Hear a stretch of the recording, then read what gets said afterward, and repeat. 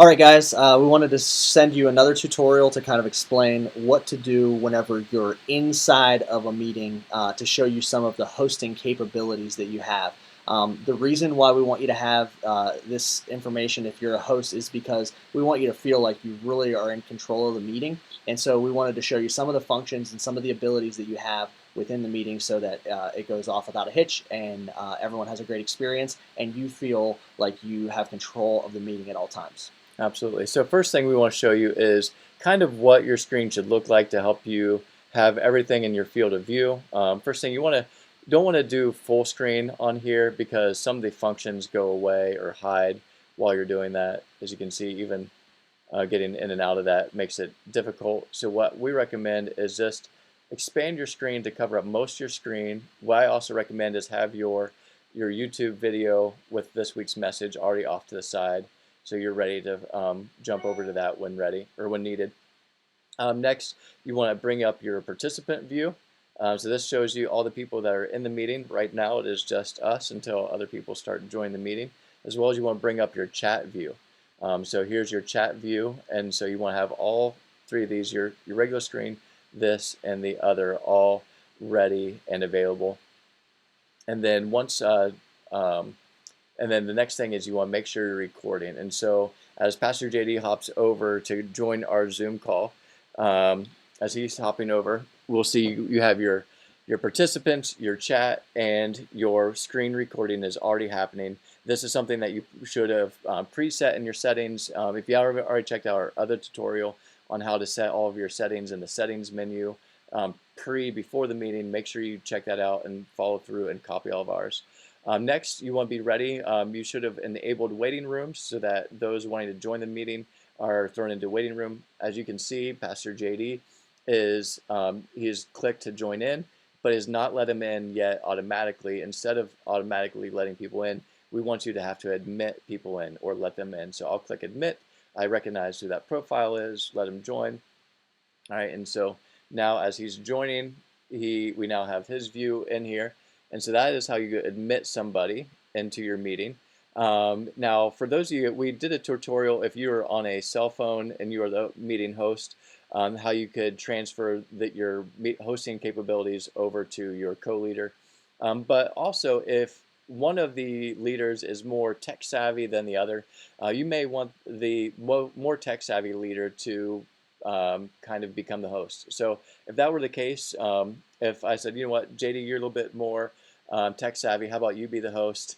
Not true. But uh, why don't you just show them how to do it, and then you can take it right back. right. So you're going to go over. I'm going to go over to Pastor JD's profile. Well, actually, first, now that he's in here, and now that I have some participants, I want to click over to gallery view.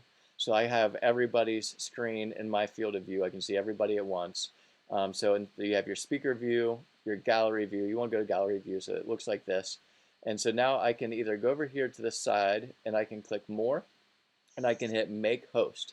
And so now it asks if I want to make Pastor JD the host. I'll say change host.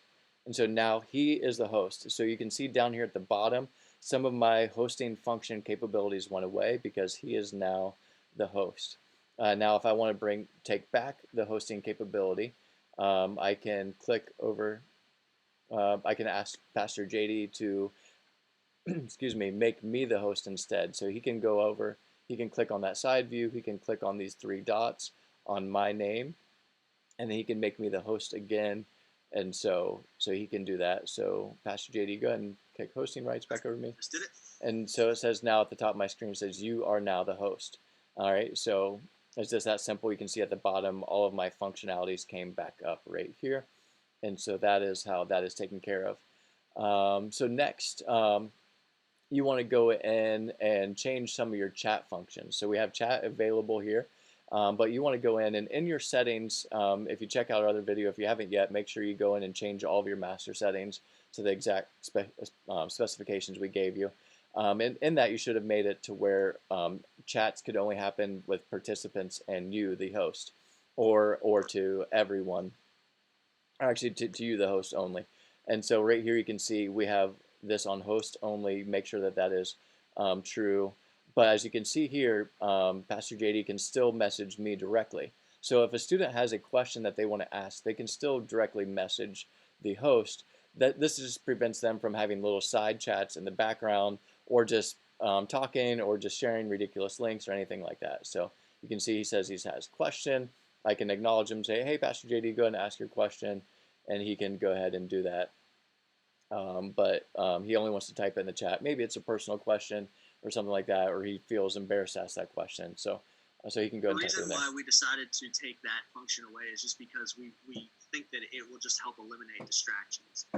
So even though last week we said you can go ahead and you can make it everybody can publicly communicate, there really only needs to be a chance for you to text out something to the entire group, but there doesn't need to be anything the reverse, because it's a small group time. So that way it just eliminates a distraction. Absolutely. So next we want to share with you a little bit about screen sharing. So there's two ways that you can share the message with the students. First is through screen share. So you're just going to click right down here at the bottom where it says screen share. We'll bring up these options, and I'm going to go to my Google Chrome where I have our YouTube video already ready and loaded. Make sure you guys go ahead and preload this on your screen so you're ready to just rock and roll with that, and I can just hit play and I can share that. But what you want to make sure, expand your YouTube video on there. So when he hits play, he's going to want to hit the bottom right hand corner to do a full screen. So when it comes to that, he will want to go full screen. Okay, so we'll do that, and then over here we'll click expand to full screen. And it might take your computer a second to load that up and change that. So you'll do that. And as you can see in my view here, I can still see my participants over here on the side, as well as some controls I have up here at the top. I can go ahead and pause this video, and I can go up here to the top and hit stop share. All right, and bring it back to my regular view. Also, what you can do is, if that is lagging for you, or if you're having a rough time with students being able to hear that, or it's having any issues, you can go to that video, all right, and you can click and you can copy the link to it, and then go over into your chat, or over here at the bottom, and you can paste the link into the chat. And so they can all click that, and so they can go watch the video themselves and then come back. One of the things you want to make sure you do when you do that is when they start watching the video, you want to go over here to your participants and hit mute all. All right, so hit mute all, you'll click continue. This way, as all the students' videos are playing, and they're playing at different rates and speeds, and they started and stopped at different points, you're not hearing all that in the background. All right, and so you'll want to hit mute all. You can start watching the message as well, but you'll want to make sure that you also have your screen up so that you can see your participants. You can see if somebody else is trying to come in later, maybe they overslept and they're trying to join your meeting. Whatever that might be, you still want to be able to see your screen so you can still be the host. Once your video is over, you can go click unmute all. So now that I unmuted everybody, Pastor JD, do you want to say something? I was just going to say, we would suggest that you mute all, regardless of whether you screen share or you copy and paste the link and have everyone watch the YouTube message individually, only because it'll cut down on background noise. If there's a dog barking in the background, it won't become a distraction, and then that way they can just watch the message, and then you can unmute everyone after. Absolutely. Next thing we want to cover is we want students, as they're coming in, we want you to have them type their names in so they can go over here up to the top. I'll do it on mine so you can see mine. So I can click my three dots and I can rename myself. And you want to encourage students as they're entering in to all do that as well. This way, I've heard several leaders say that they love having their students' names right in front of them. It just helps them to avoid that embarrassment of not knowing somebody's name. But as I can see, I might not know Pastor JD's name, but I definitely recognize. I don't think his name is George Washington. So I can say, hey, and I'm pretty sure it's not LeBron James either. But I can say, hey, can you go ahead and everybody relabel yourselves your actual name at this point, so we can have everybody's clear name, so you guys can get to know each other better. And if it's still mislabeled and that's becoming an issue, what you can do is you can go over to by chat, not chat, over to more, and you can go over and it says allow participants to rename themselves. At this point, probably most of your students have the proper name in there, and so I can now click and make it so they can no longer rename themselves. And now I can go over to Pastor JD's. I can click the three dots at the top of the screen. I can rename him by his actual name. All right, so you'll want to make sure you guys do that as well. Pastor Jay, anything you want to say on that, or? Nope, that's right on. Okay, and then next, if somebody is also being distracting just verbally, whether there's talking a lot or maybe there's distracting background noise, you can go and actually mute that person. Just hover over their picture, you can mute them there. You can also unmute them, and that'll send them a request to unmute themselves as well. Or you can come over here on your participant list, and you can mute them or unmute them right there as well. Also, if somebody is being distracting by video, by their video feed, one of the things that we had you set in your changes this week is no virtual backgrounds. So make sure you turn off all virtual backgrounds and the ability for students to have virtual backgrounds. But if, say somebody's got a distracting video feed, I can hit the more and I can stop Pastor JD's video. All right, so it takes him back to his regular web icon. At that point, he can still hear me and he can still see me. I can say, hey, JD, sorry, you're Yes. being very distracting.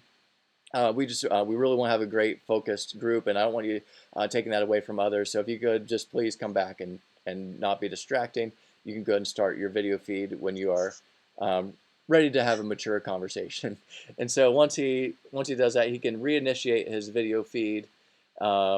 And Actually, then, no, I can't. You have oh, I to. have to. Okay, sorry. So I have to go and ask him to start his video, and now he has the option to I'll be good now. I'll be good. Okay, and so for the most part, that should solve most distracting issues. That might also help with, say somebody has grandpa walking through in a towel, in the background, you might want to just quickly say, you know what, no warning necessary. I'm going to cut the video feed before everybody gets an eyeful, and then I'll let that person rejoin with their video feed when they're ready. But if somebody is being completely inappropriate, whether that's verbally or with their video feed or whatever it might be, kind of a last case scenario is you can click on that participants more tab, and you can actually remove that person. So I can click here and remove that person from it. And so this is kind of a last resort if somebody's being distracting, but there are cases where maybe it needs to be a first resort. Pastor Jay, do you want to share a little bit about that? Yeah, so last week, because we send the email out with all the different links for all the different Zoom meetings, and all of our students have access to all the different links. So they can go ahead and, if they want to mess around, they could click in another group's link to just be a distraction. And that's exactly what happened in one group's meeting last week. And so one of the quickest, the nuclear option to go ahead and eliminate that distraction is just go ahead and hit the remove button. So if you have someone who you admit into and you're like, I'm not sure if they're supposed to be in my group or not, and you instantly realize, oh, they're not supposed to be in here. So say you're leading a girls group and a boy all of a sudden shows up on your screen, you realize they're not supposed to be here. Or if you have any doubt that there's a reason that they shouldn't be in your meeting, then you would go ahead and remove them before they cause any distraction or do anything that you wouldn't want them to do. Right, absolutely. So you can see I have different options. I can stop their video. Definitely don't want to make them the host. I can throw them back into the waiting room or remove them. So especially if it's somebody that's not supposed to be there at all, just go ahead and remove them. And what that will also do is that will eliminate that profile, so that username and email, from being able to rejoin your meeting link. All right, so obviously if they have a different email that they have a different Zoom account with, they could try to rejoin again, but this definitely makes it so that that person and profile, or that profile, cannot rejoin, which is super helpful. So those are your options with that. So. Yep. So that's it. Hopefully this tutorial was helpful to you. Hopefully it helps you to realize, if you are the host, your capabilities. The more you play around with this, the more successful you're going to feel and more in control you're going to be during your group. If you have any questions, let us know, but hopefully you found this tutorial to be helpful. Absolutely. So I'm going to go ahead and end this meeting, and I'll say end meeting for all. And then as you can see, this pop-up comes up to let you know that I was recording the meeting, and it wants me to have that. It says you have the recording that needs to be converted, so you want to let that convert, and so that it will convert and save, so that if any issues come up with a meeting, you can share that with us so that we can properly handle those things moving forward. Hope this was helpful for you. Love you guys, and have a great week.